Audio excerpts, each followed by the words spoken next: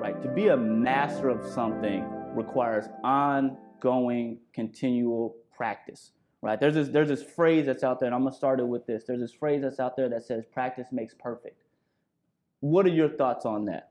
What are your thoughts on that? Does it really make perfect, or does it just continue to build you and grow you? I'll start off. I believe in perfect practice, so perfect practice means that you have to be consistent, consistently always willing to grow, to have a regimen, to believe in discipline, and that will yield the results that you want. What do you think, John? I think practice makes permanent. Whatever you do most, you do best. So you have to be careful about what you're practicing. That's what my mom always told me. She says be careful, because if you keep doing it wrong, all you're going to know is the wrong way. But if you keep doing it the right way, keep struggling. What I've added to her words is the first time is the worst time, but after that, it becomes easier. Yeah, I think too, the first time is the worst time. A lot of people get caught up after that. And they just call it a failure, right? But then, like you said, practice makes permanent. You got to do it again. You got to do it again. You got to do it again. I say smash. I mean, shoot. I'm sure in the beginning some of those lines weren't right, bro. I'm sure, Yeah. But the practice at it, man. Talk about that in your process too. I wouldn't actually approach it just saying. It's not just saying, but I wouldn't approach it from the practice standpoint. I would approach it saying fail as much as you possibly can in the areas that you do want to see yourself grow in. Okay. Wherever you want to win at, wherever you want to excel the highest at, fail as much as you possibly can in every possible respected area of that field. That way you become dynamic and you build the strongest blueprint for whatever you're trying to build. So you're really good at what you do. So obviously you work with a lot of different type of people, but if you mess up somebody's head, we talk about failing, that's something really big, right?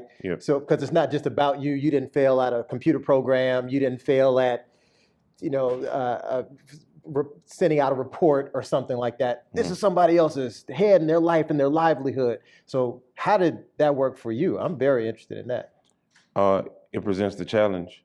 The challenge is not the trophy of every haircut that I've cut before. The trophy is finding a new problem and solving it. Because I feel like I'm the great problem solver. Most people call people barbers. I don't really feel like a barber. I feel like the great preparer. Whatever situation you throw in front of me, I'm gonna be able to ace it. It doesn't matter how it approaches me, because that's what life is. Trophies collect dust, so whatever you won with yesterday, that was yesterday. If you just live off of yesterday, then you might as well be dead today. Facts. To smash this point, rent is due every day. Speaking of failing, you got to be willing to fail fast. You can't take an L and just be lulling over that. You got to say, okay, I failed. Pick it up. Let's try it again, and then through that process, you get better.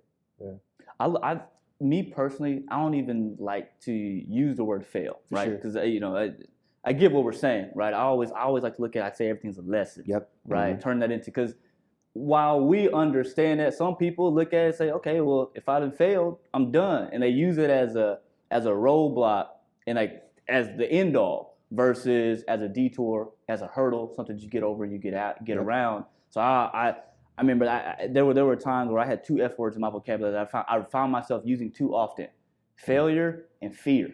Because I can't do that. I fear this is, and I fear this is. And one, first of all, I serve a God that shouldn't have any fears. He's gonna take care of it.